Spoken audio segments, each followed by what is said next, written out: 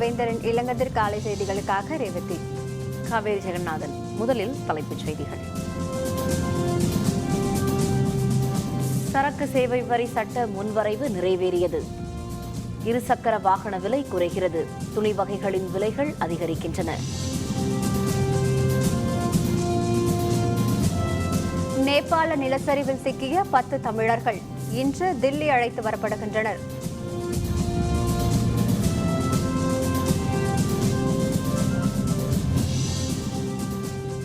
அசாம் பெருவெள்ளத்தில் 14 மாவட்டங்கள் பாதிப்பு. 8 லட்சம் பேர் வீடு உடைமைகளை இழந்தனர்.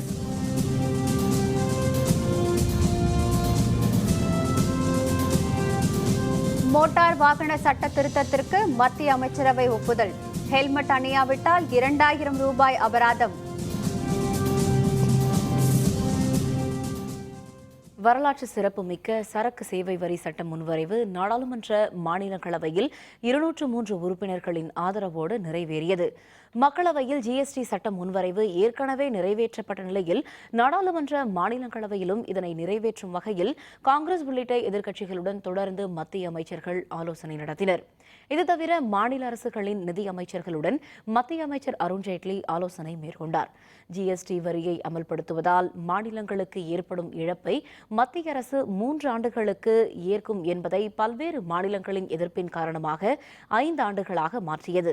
இந்த நிலையில் திருத்தப்பட்ட சட்ட முன்வரைவை நிதியமைச்சர் அருண்ஜேட்லி நேற்று நாடாளுமன்ற மாநிலங்களவையில் தாக்கல் செய்தார். அதன் மீதான பல்வேறு கட்சி உறுப்பினர்களின் விவாதத்தின் பின்னர் வாக்கெடுப்பு விடப்பட்டது. சட்ட முன்வரைவில் தமிழக அரசு வலியுறுத்திய மாற்றங்களை மேற்கொள்ள மத்திய அரசு மறுத்ததற்கு எதிர்ப்பு தெரிவித்து அதிமுக உறுப்பினர்கள் வெளிநடப்பு செய்தனர். This constitutional amendment bill is not valid. This bill violates the basic features, structure of the constitution. We strongly oppose this constitutional bill. வாக்கெடுப்பின் போது அவையில் இருந்த 203 உறுப்பினர்களும் சட்ட முன்வரைவுக்கு ஆதரவாக வாக்களித்தனர். காங்கிரஸ், திமுக உள்பட அனைத்து கட்சியினரும் சட்ட முன்வரைவுக்கு எதிர்ப்பு தெரிவிக்கவில்லை. இதனையடுத்து மாநிலங்களவையில் 203 உறுப்பினர்களின் ஆதரவோடு வரலாற்று சிறப்புமிக்க சரக்கு சேவை வரி சட்ட முன்வரைவு நிறைவேறியது.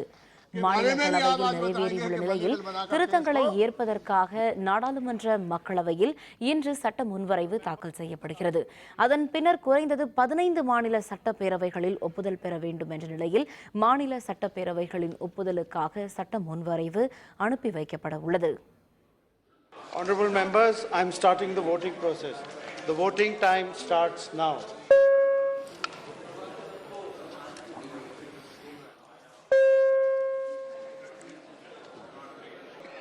Ayes 203, noes nil. The enacting formula as amended is அதன் பின்னர் செய்தியாளர்களுடன் பேசிய மத்திய நிதியமைச்சர் அருண்ஜேட்லி இது ஒரு வரலாற்று சிறப்புமிக்க நாள் என்று தெரிவித்தார். பல்வேறு கட்சி உறுப்பினர்களும் ஒருமித்த மனநிலையில் சட்ட முன்வரைவுக்கு ஒப்புதல் தந்துள்ளது சிறப்பான ஒன்று என மேலும் தெரிவித்த அவர் மாநில சட்டப்பேரவைகளின் ஒப்புதலுக்கு முன்வரைவு அனுப்பி வைக்கப்பட இருப்பதாக தெரிவித்தார். சட்ட முன்வரைவுக்கு ஒப்புதல் தெரிவித்த அனைத்து அரசியல் கட்சிகளுக்கும் மத்திய அரசின் சார்பில் தமது நன்றிகளை தெரிவித்துக் கொள்வதாக அருண்ஜேட்லி அப்போது குறிப்பிட்டார். Well, today is indeed a historic day. Rajya Sabha, in which the GST bill had been held up for a very long time, has cleared the bill. As the voting itself showed that the bill has been cleared unanimously. So all members present at the time of voting have voted in favor of the bill. And almost every state government is on board in order to implement one of the most important taxation reforms in India itself. On behalf of the government, I express my deep sense of gratitude to all the political parties. சரக்கு சேவை வரி சட்ட முன்வரைவை நிறைவேற்ற ஒத்துழைத்த அனைத்து உறுப்பினர்களுக்கும் பிரதமர் நரேந்திர மோடி நன்றி தெரிவித்துள்ளார். இது தொடர்பாக ட்விட்டரில் அவர் வெளியிட்டுள்ள தகவலில் சரக்கு சேவை வரி சட்ட முன்வரைவு நிறைவேற்றப்பட்டுள்ளது 21ஆம் ஆண்டின் முக்கிய மைல்கல்லாகும் என்று தெரிவித்துள்ளார். இந்த சட்ட முன்வரைவு மிகப்பெரிய சீர்திருத்தம் என்று தெரிவித்துள்ள அவர் நாட்டின் ஏற்றுமதிக்கு பெரிதும் உதவும் வகையில் இந்த சட்ட திருத்தம் அமைந்துள்ளதாக மேலும் தெரிவித்துள்ளார். நாட்டின் வேலை வாய்ப்புகளை அதிகரிப்பதோடு மேக் இன் இந்தியா திட்டத்திற்கும் சரக்கு சேவை வரி சட்ட திருத்தம் பெரிதும் உதவியாக இருக்கும் என்றும் தமது தகவலில் மோடி மேலும் குறிப்பிட்டுள்ளார். சரக்கு சேவை வரி சட்டம் அமலுக்கு வந்த பின்னர் சிறிய ரக கார்கள் மற்றும் இருசக்கர வாகனங்களின் விலைகள் குறையும் எனவும் துணி வகைகள் மற்றும் கைபேசி கட்டணங்கள் அதிகரிக்கும் எனவும் பொருளாதார நிபுணர்கள் தெரிவித்துள்ளனர். நாட்டின் விடுதலைக்கு பின்னர் வரி விதிப்பில் செய்யப்பட்டிருக்கும் மிகப்பெரிய சீர்திருத்தமான சரக்கு சேவை வரி சட்டத்தின்படி பல்வேறு வரிகளை ஒன்றிணைத்து ஒரே வரியாக விதிக்கப்பட வழி செய்யப்பட்டுள்ளது. வரும் 2017ஆம் ஆண்டு ஏப்ரல் மாதம் 1 தேதியில் இருந்து இந்த புதிய சட்டம் அமலுக்கு வரும் என்று எதிர்பார்க்கப்படுகிறது. இதனை அடுத்து சிறிய ரக கார்கள், இருசக்கர வாகனங்கள் ஆகியவற்றின் விலைகள் குறையும் என்று எதிர்பார்க்கப்படுகின்றன. கார் பேட்டரிகள், பெயிண்ட் மற்றும் சிமெண்ட் விலைகள் இப்போது இருப்பதை விட பெருமளவு குறையும் எனவும் எதிர்பார்க்கப்படுகிறது. மின் விசிறிகள், வாட்டர் ஹீட்டர்கள், ஏர் கூலர்கள் ஆகியவற்றின் விலைகளும் குறையும் என்று பொருளாதார நிபுணர்கள் தெரிவிக்கின்றனர். அதே நேரத்தில் சேவை வரி அதிகரிக்க உள்ளதால் கைபேசி கட்டணங்கள் அதிகரிக்கும் என்று தெரிகிறது. துணி வகைகள் மற்றும் சிறப்பு வடிவமைப்பாக தயாராகும் நகை வகைகளின் விலைகள் அதிகரிக்க வாய்ப்புள்ளதாக பொருளாதார நிபுணர்கள் தெரிவிக்கின்றனர். புகையிலை பொருட்களின் மீதான வரிகள் மேலும் அதிகரிக்கும் என்பதால் சிகரெட் உள்ளிட்டவற்றின் விலைகளும் அதிக அளவில் அதிகரிக்கும் என்று தெரிகிறது. நேபாளத்தில் முக்திநாத் கோவிலுக்கு சென்று நிலச்சரிவில் சிக்கி மீட்கப்பட்ட தமிழகத்தை சேர்ந்த 10 பேர் இன்று தில்லிக்கு அழைத்து வரப்படுகின்றனர். ஆன்மீக சுற்றுலாவுக்காக நேபாளத்திற்கு கடந்த 20ஆம் தேதி தமிழகத்திலிருந்து 10 பேர் சென்றனர். அவர்களை பத்திரமாக மீட்க வலியுறுத்தி அவர்களின் உறவினர்கள் முதல்வர் ஜெயலலிதாவிடம் கோரிக்கை விடுத்தனர். இந்த நிலையில் நேபாளத்தில் மீட்கப்பட்ட அவர்கள் அனைவரும் இன்று தில்லி அழைத்து வரப்படுகின்றனர். அவர்களோடு கர்நாடக மாநிலத்தை சேர்ந்தவர்களும் தில்லி அழைத்து வரப்படுகின்றனர்.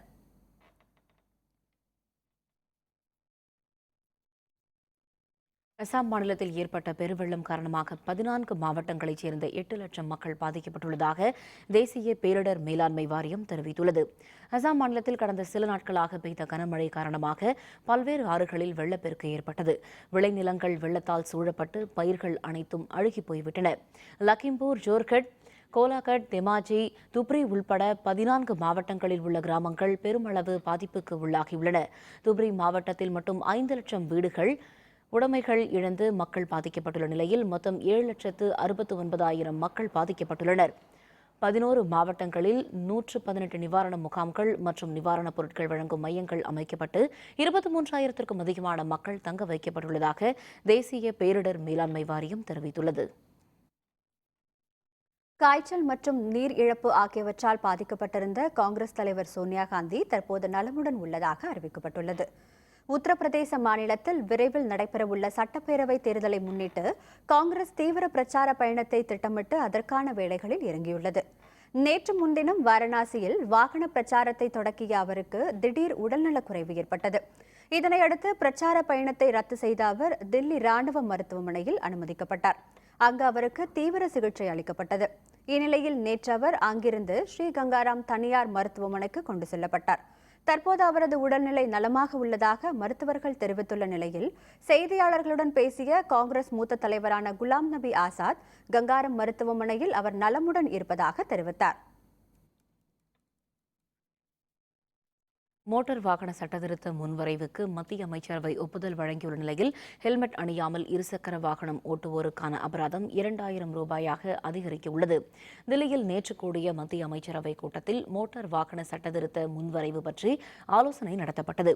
நாட்டில் நடக்கும் சாலை விபத்துகளை குறைக்கவும் சாலை பாதுகாப்பை அதிகரிக்கவும் மோட்டார் வாகன சட்டத்தில் திருத்தம் கொண்டுவரப்பட்டுள்ளது.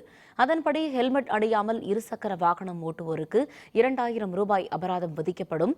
வேகமாக வாகனம் ஓட்டுவருக்கு 1000 முதல் 4,000 ரூபாய் வரை அபராதமும், உரிமம் இல்லாவிட்டால் 2,000 ரூபாயும் அபராதம் விதிக்க வழி செய்யப்பட்டுள்ளது. மது அருந்துவிட்டு வாகனம் ஓட்டுவருக்கு 10,000 ரூபாய் அபராதம் விதிக்கப்படுகிறது. இந்த புதிய சட்ட முன்வரைவுக்கு மத்திய அமைச்சரவை ஒப்புதல் வழங்கியுள்ளது. इसमें सबसे इम्पोर्टेंट चीज यह है कि जो रोड एक्सीडेंट्स हो रहे थे उसमें निश्चित रूप से इस एक्ट के इम्प्लीमेंटेशन के बाद कमी आएगी. इसमें ट्रांसपेरेंसी आएगी. इसके साथ ई गवर्नेंस पूरा आएगा. इसके एक्ट के बाद कानून के बारे में सम्मान पैदा होगा और गुनाहों की संख्या कम होगी और जिसके कारण अनेक निरपराध लोगों की जान बचेगी. கேரளத்தில் முதல்வர் பதவி தரப்படாததால் ஏமாற்றமடைந்த அச்சுதானந்தனுக்கு நிர்வாக சீர்திருத்த ஆணைய தலைவர் பதவி வழங்கப்பட்டுள்ளது.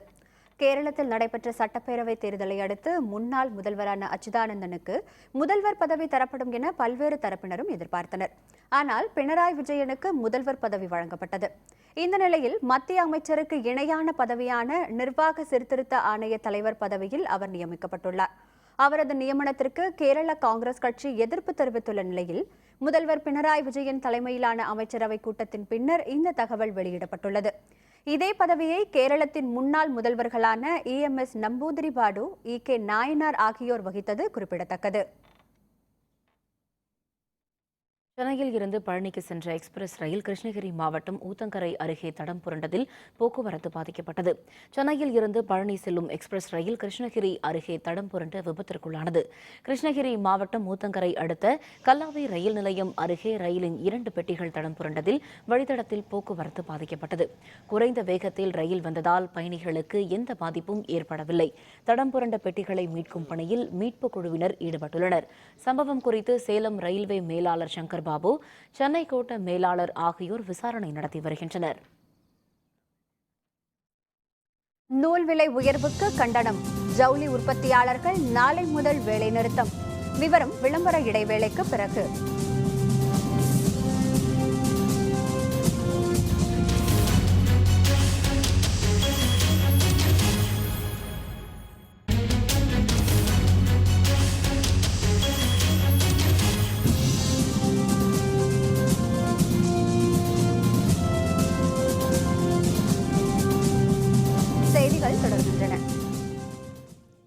தில்லியில் உள்ள SRM பல்கலைக்கழகத்தில் கடந்த ஆண்டு பயின்ற அனைத்து மாணவர்களும் வேலைவாய்ப்பை பெற்றிருக்கிறார்கள். SRM பல்கலைக்கழக நிறுவனர் வேந்தரான டாக்டர் பாரிவேந்தர் இதை குறிப்பிட்டுள்ளார். தில்லி புறநகர் பகுதியில் உள்ள காசியாபாத் மோதி நகரில் செயல்பட்டு வரும் SRM பல்கலைக்கழகத்தில் 1ஆம் ஆண்டு மாணவர்களுக்கான புத்தாக்க நிகழ்ச்சி நடைபெற்றது. நிகழ்ச்சிக்கு தலைமை தாங்கி விழாவில் சிறப்புரையாற்றிய பல்கலைக்கழக நிறுவனர் வேந்தரான டாக்டர் பாரிவேந்தர், சென்னை காட்டாங்குளத்தூரில் உள்ள SRM பல்கலைக்கழகத்தில் பயின்று வரும் மாணவர்கள் பெரும்பாலானோருக்கு வேலைவாய்ப்பு கிடைத்து வருகிறது என்று குறிப்பிட்டார். பின்னர் செய்தியாளர்களுடன் பேசிய அவர், கடந்த ஆண்டு இதே மாதிரி மோத்தி நகர் வளாகத்தில் பயின்ற சுமார் 450 மாணவர்களும் வேலைவாய்ப்பு பெற்றுள்ளதாக டாக்டர் பாரிவேந்தர் தெரிவித்தார். ஏறத்தாழ 450 பேர் இந்த மோதி நகர் வளாகத்தில் வேலை பெற்றிருக்கிறார்கள். வடநாட்டை பொறுத்தவரை வளாகத்திலேயே வேலை பெற்று தருவது என்பது எந்த ஒரு பல்கலைக்கழகமானாலும் சரி, பொறியியல் கல்லூரி ஆனாலும் சரி, அதிகமாக ஏற்பாடு செய்வதும் இல்லை, கிடைப்பதும் இல்லை. இதற்கு காரணம் SRM பல்கலைக்கழகத்தின் மேல் உள்ள நம்பிக்கை. ஆகவே இந்த கல்லூரியிலும் இந்த பல்கலைக்கழகத்திலும் மாணவர்கள் தேர்ந்தெடுத்தால் வேலைக்காக அவர்கள் சிறப்பாக கம்பெனிக்கு வேலை செய்து கம்பெனியுடைய பெருமையை கூட்டுவார்கள் என்ற அடிப்படையில் தான் எங்களை நம்பி அவர்கள் வருகிறார்கள். அந்த வகையில் இந்த வட மாநிலத்தில் இந்த பல்கலைக்கழகம் நடத்துவது என்பது எங்களுக்கு மனநிறைவாக இருக்கிறது. தில்லி மோதி நகர் மற்றும் சோனிபட் வளாகத்தில் பயிலக்கூடிய SRM பல்கலைக்கழக மாணவர்களுக்கு சென்னையில் பல்கலைக்கழக வளாகத்தில் நடைபெறும் வேலைவாய்ப்பு முகாமில் கலந்து கொண்டு வேலைவாய்ப்பு பெறுவதற்கான நடவடிக்கை எடுக்கப்படும் என்று உறுதியளித்தார். மேலும் இந்த திட்டம் மாணவர்களுக்கிடையே புது நம்பிக்கையை ஏற்படுத்தியுள்ளதாகவும் டாக்டர் பாரிவேந்தர் குறிப்பிட்டார். பெற்றோர்களும் மாணவர்களும் மிகவும் உற்சாகமாகவும் மகிழ்ச்சியாகவும் இருந்து நாங்கள் சொன்ன அத்தனையும் கிரகித்து கொண்டார்கள். அவர்களுக்கு மிகப்பெரிய ஒரு நம்பிக்கை ஏற்பட்டிருக்கிறது. காரணம், இந்த குழுமத்தில் குறிப்பாக சென்னை வளாகத்தில் பெரும்பாலான மாணவர்கள் இறுதி ஆண்டில் வேலை பெறுகிற வாய்ப்பை பெற்றிருக்கிறார்கள். இங்கே படிக்கிற மாணவர்களும் சென்னைக்கு வரவழைக்கப்பட்டு வேலைவாய்ப்பில் அந்த தேர்வில் கலந்து கொள்ளுகிற வாய்ப்பு இவர்கள் கொடுக்கப்பட்டிருக்கிறது என்பதையும் நான் சுட்டிக்காட்டினேன். அவர்கள் மிக மகிழ்ச்சி அடைந்தார்கள். நிகழ்ச்சியில் SRM பல்கலைக்கழக துணைவேந்தர் பிரபுர் பக்ஷி, பதிவாளர் N. சேதுராமன், மோத்தி நகர் SRM பல்கலைக்கழக வளாக இயக்குநர் மனோஜ்குமார் பாண்டே, மாணவர்கள் மற்றும் அவர்களுடைய பெற்றோர்கள் பங்கேற்றனர். சென்னையில் இருந்து அந்தமானுக்கு புறப்பட்டு காணாமல் போன AN-32 விமானத்தை தேடும் பணியில் ரஷ்யாவைச் சேர்ந்த கப்பல் ஈடுபடுத்தப்பட உள்ளதாக தகவல் வெளியாகியுள்ளது. கடந்த மாதம் 22ஆம் தேதி சென்னையில் இருந்து அந்தமானுக்கு 29 பேருடன் அந்தமானுக்கு புறப்பட்டு சென்ற இந்திய விமானப்படைக்கு சொந்தமான AN-32 ரக விமானம் திடீரென காணாமல் போனது. விமானத்தை தேடும் பணிகள் கடலின் மேற்பரப்பில் முடிவடைந்த நிலையில் தற்பொழுது கடலுக்குள் தேடும் பணிகள் நடைபெறுகின்றன. இதுவரை எந்த தகவலும் கிடைக்காததால் வரும் 6ஆம் தேதி முதல் அந்த பணிகளில் ரஷ்ய கப்பல் ஒன்றும் ஈடுபடுத்தப்பட உள்ளதாக கடற்படையினர் தெரிவித்துள்ளனர். சோனார் ஒலியன் மூலம் விமானத்தை தேடும் பணியில் அந்த கப்பல் உதவும் என்றும் ரஷ்யாவில் இருந்து புறப்பட்டுள்ள கப்பல் விசாகப்பட்டினம் துறைமுகத்தை இன்று அல்லது நாளை வந்தடையும் என்றும் தகவல் தெரிவிக்கின்றன. நூல் விலை உயர்வை கண்டித்து நாளை முதல் ஒரு வார காலத்திற்கு உற்பத்தியை நிறுத்த போராட்டத்தில் ஜவுளி உற்பத்தியாளர்கள் ஈடுபட உள்ளனர். திருப்பூர் மாவட்டம் பல்லடத்தில் 2 லட்சத்திற்கும் மேற்பட்ட விசைத்தறிகள் இயங்கி வருகின்றன. அண்மை காலமாக நூல் விலையானது கடுமையாக உயர்ந்துள்ளது. இதனால் விசைத்தறிகள் பயன்படுத்தி ஜவுளி தொழில் செய்து வரும் உற்பத்தியாளர்கள் பாதிக்கப்பட்டுள்ளனர். இந்த விலை உயர்வை மத்திய மாநில அரசுகள் கட்டுப்படுத்த வேண்டும் என ஜவுளி உற்பத்தியாளர்கள் கோரிக்கை விடுத்துள்ளனர். அதனை வலியுறுத்தி நாளை முதல் ஒரு வார காலத்திற்கு உற்பத்தி நிறுத்த போராட்டத்தில் ஈடுபட உள்ளனர். இதனால் நாள் ஒன்றுக்கு 11 கோடி ரூபாய் உற்பத்தி இழப்பு ஏற்படும் அபாயம் ஏற்பட்டுள்ளது. பல்லடம் சொந்த விசைத்தறி துணி உற்பத்தியாளர் சங்கமும் ஜவுளி உற்பத்தியாளர் சங்கமும் இணைந்து 5/8/2016 முதல் 11/8/2016 வரை ஒரு வார காலத்திற்கு ஜவுளி உற்பத்தி நிறுத்த போராட்டத்தை நிறுத்துவது என்று முடிவு செய்திருக்கின்றோம். இந்த துணி விலை ஏறாத பட்சத்தில் மீண்டும் இந்த போராட்டம் தொடரும் என்பதையும் இந்த நேரத்திலே சொல்லிக் கொள்கிறோம். சென்னை நுங்கம்பாக்கம் ரயில் நிலையத்தில் கொலை செய்யப்பட்ட மென்பொறியாளர் சுவாதியின் நண்பர் முகமது பிலாலியிடம் காவல்துறையினர் மீண்டும் விசாரணை நடத்தினர். சென்னை சூளைமேட்டைச் சேர்ந்த மென்பொறியாளர் சுவாதி கடந்த ஜூன் 24ஆம் தேதி நுங்கம்பாக்கம் ரயில் நிலையத்தில் வெட்டி கொலை செய்யப்பட்டார். கொலை வழக்கு தொடர்பாக ராம்குமார் என்பவர் கைது செய்யப்பட்டு புழல் மத்திய சிறையில் அடைக்கப்பட்டு விசாரணை நடைபெற்று வருகிறது. இக்கொலை வழக்கு தொடர்பாக சுவாதியின் நண்பர் முகமது பிலாலிடம் பலமுறை விசாரணை நடத்திய காவல்துறையினர் நேற்றிரவும் 2 மணி நேரம் விசாரணை நடத்தினர்.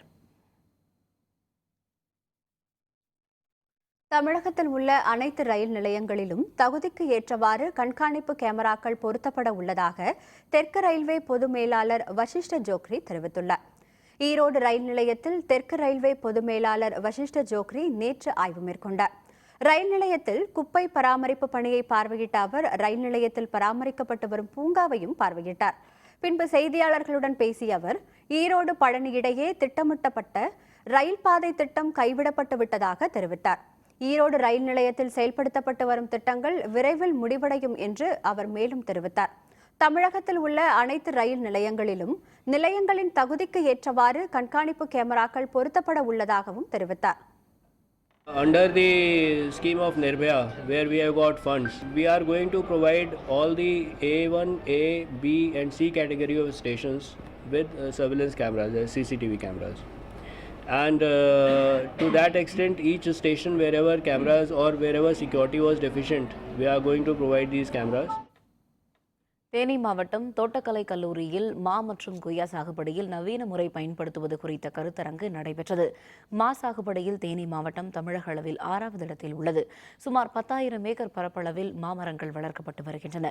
இந்த மா சாகுபடி குறித்து பெரியகுளம் தோட்டக்கலை கல்லூரியில் தோட்டக்கலைத்துறை மற்றும் மலைப்பயிர்கள் தேசிய தோட்டக்கலை இயக்கம் திட்டம் மற்றும் அகில இந்திய ஒருங்கிணைந்த பழப்பயிர்கள் ஆராய்ச்சி திட்டம் ஆகியவற்றின் கீழ் நவீன முறைகள் பற்றிய கருத்தரங்கம் நடைபெற்றது.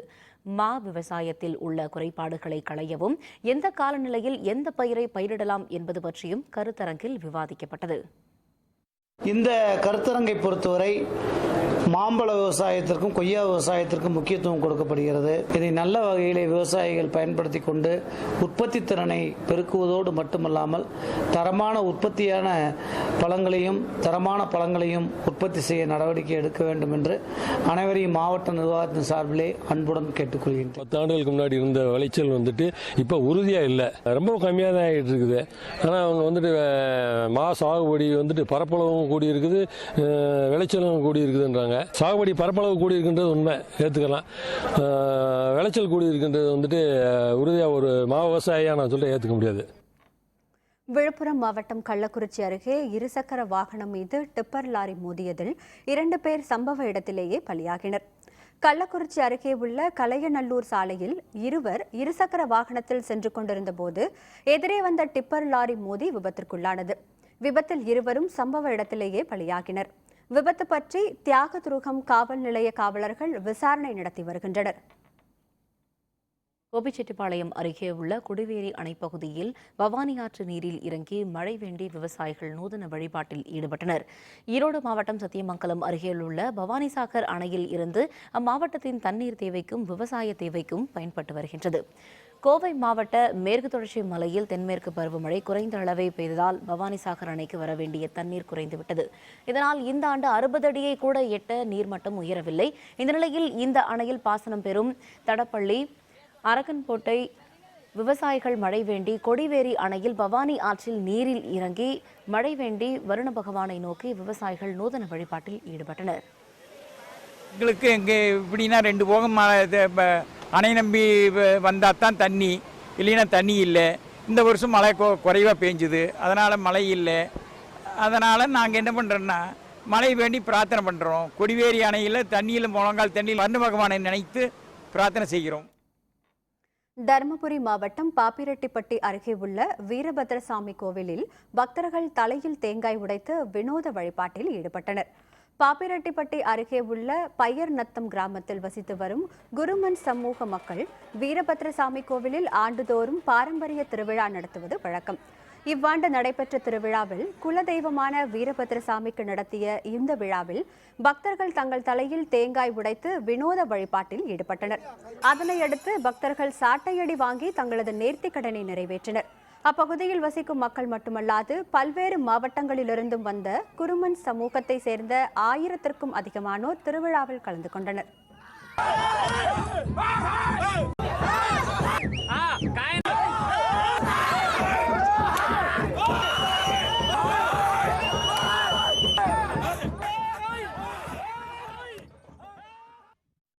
ஆடி 18, 19 2 நாள் எங்கள் கோயில் திருவிழாங்க. எங்கள் சாமி 7 மனை இருக்குங்க. இந்த 7 மனையை நாங்கள் 1500 குடும்பத்தை சேர்ந்தவங்க குருமன் சின்ன மக்கள் இந்த விழாவை கொண்டாடுறாங்க. அந்த திருவிழாவுக்கு நேர்த்திக்கடனை தலைமையில தேங்காய் உடைப்பாங்க. ஆடிப்பூரத்தை முன்னிட்டு ஸ்ரீவில்லிபுத்தூர் ஆண்டாளுக்கு திருவரங்கம் அரங்கநாத சுவாமி திருக்கோவிலில் இருந்து வஸ்திர மரியாதை செலுத்தும் நிகழ்வு நடைபெற்றது.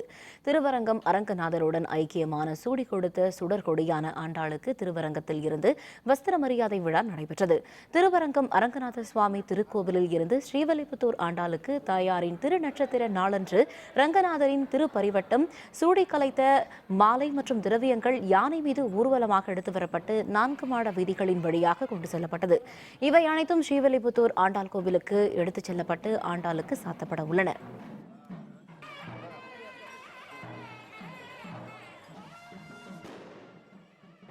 ஆடிப்பூரத்தன்று அந்த ரங்கமன்னாரும் ஆண்டாளும் தேரிலே எழுந்தள்ளும் போது இங்கு சாற்றிய இந்த புட்பங்கள், இங்கு சாற்றிய வஸ்திரங்களை அந்த தேரிலே அமர்ந்து எல்லோருக்கும் திவ்யமான தரிசனம் கிடைக்க உள்ளது. இந்திய மேற்கிந்திய தீவுகள் கிரிக்கெட் வெற்றி தோல்வியின்றி முடிந்த 2வது டெஸ்ட். விவரம் விளம்பர இடைவேளைக்கு பிறகு.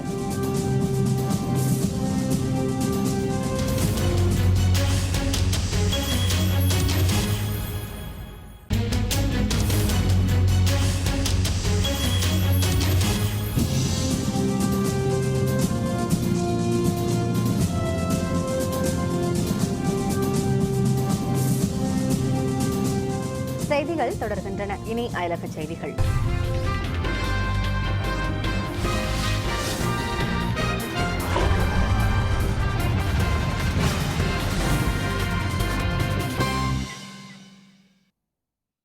நேபாள பிரதமர் KP ஒலி ராஜினாமா செய்துள்ள நிலையில் புதிய பிரதமராக பிரசண்டா தேர்வு செய்யப்பட்டுள்ளார். நேபாளத்தில் பெரும்பான்மை வாக்கெடுப்பு நடக்கவிருந்த நிலையில் பின்னடைவு ஏற்படலாம் என்று கருதப்பட்ட நிலையில் பிரதமர் KP ஒலி தமது பதவியை ராஜினாமா செய்தார். அதனையடுத்து புதிய பிரதமர் நியமனம் செய்யப்படுவதற்கான நடைமுறைகள் தொடங்கின. இந்த நிலையில் கம்யூனிஸ்ட் கட்சியைச் சேர்ந்த பிரசண்டா நேபாளத்தின் புதிய பிரதமராக தேர்வு செய்யப்பட்டுள்ளார்.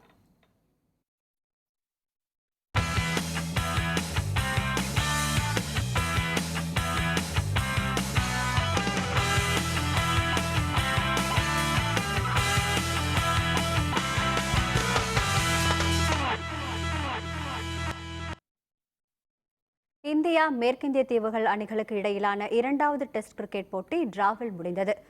மேற்கிந்திய தீவுகளுக்கு சுற்றுப்பயணம் சென்றிருக்கும் இந்திய கிரிக்கெட் அணி அந்நாட்டு அணியுடனான 4 டெஸ்ட் போட்டிகளில் விளையாடி வருகிறது. முதல் டெஸ்ட் போட்டியில் இன்னிங்ஸில் வெற்றி பெற்ற நிலையில் கிங்ஸ்டனில் நடைபெற்ற இரண்டாவது டெஸ்டின் முதல் இன்னிங்ஸில் மேற்கிந்திய தீவுகள் அணி 196 ரன்கள் மட்டுமே எடுத்தது. பின்னர் களமிறங்கிய இந்திய அணி முதல் இன்னிங்ஸில் 9 விக்கெட் இழப்பிற்கு 500 ரன்கள் எடுத்து ஆட்டத்தை முடித்துக் கொள்வதாக அறிவித்தது. இந்திய அணியில் அதிகபட்சமாக லோகேஷ் ராகுல் 158 ரன்கள் எடுத்திருந்தார். மழையால் 3வது மற்றும் 4வது நாள் ஆட்டங்கள் பாதிக்கப்பட்ட நிலையில் நேற்றைய 5வது மற்றும் இறுதி நாள் ஆட்டத்தின் தொடக்கத்தில் மேற்கிந்திய தீவுகள் அணி 4 விக்கெட்டுகள் இழப்பிற்கு 48 ரன்கள் எடுத்திருந்தது.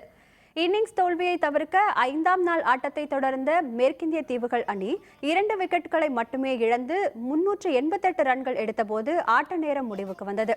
இதனையடுத்து இந்தியா மேற்கிந்திய தீவுகள் அணிகளுக்கு இடையிலான இரண்டாவது டெஸ்ட் கிரிக்கெட் போட்டி யாருக்கும் வெற்றி தோல்வி இல்லாமல் டிராவில் முடிந்தது.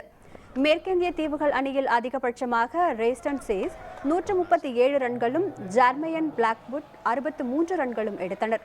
4 போட்டிகள் கொண்ட டெஸ்ட் தொடரில் 1-0 என்ற புள்ளிகள் கணக்கில் இந்திய அணி முன்னிலை வகிக்கிறது.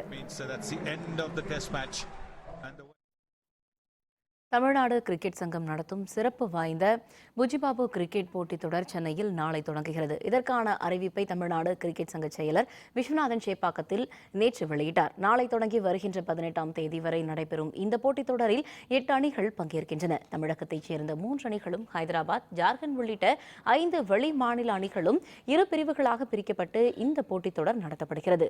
இப்போட்டித் தொடரில் விளையாடும் வீரர்களுக்கு ஆலோசனை வழங்கவும் அவர்களை உற்சாகப்படுத்தவும் இந்திய ஒருநாள் மற்றும் 20 ஓவர் கிரிக்கெட் அணிகளின் கேப்டன் மகேந்திர சிங் தோனி வருகின்ற 10ஆம் தேதி Chennai வரவுள்ளார். Buchibabu is an annual tournament conducted by the TNCA for the last 60-70 years. It will be a tournament conducted for 8 teams. 3 teams from Tamil Nadu will participate. The 5 state teams who are invited are Hyderabad, Chhattisgarh, Jharkhand, Railways and UPCA, which will participate in this year's tournament. மீண்டும் தலைப்புச் செய்திகள். சரக்கு சேவை வரி விதிப்பு சட்ட முன்வரைவு நிறைவேறியது. இருசக்கர வாகன விலை குறைகிறது. துணி வகைகளின் விலைகள் அதிகரிக்கின்றன. நேபாள நிலச்சரிவில் சிக்கிய 10 தமிழர்கள் இன்று தில்லி அழைத்து வரப்படுகின்றனர்.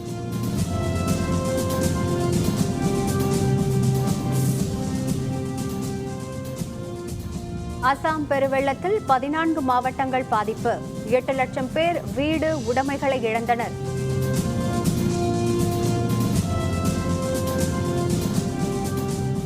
மோட்டார் வாகன சட்ட திருத்தத்திற்கு மத்திய அமைச்சரவை ஒப்புதல். ஹெல்மெட் அணியாவிட்டால் 2000 ரூபாய் அபராதம்.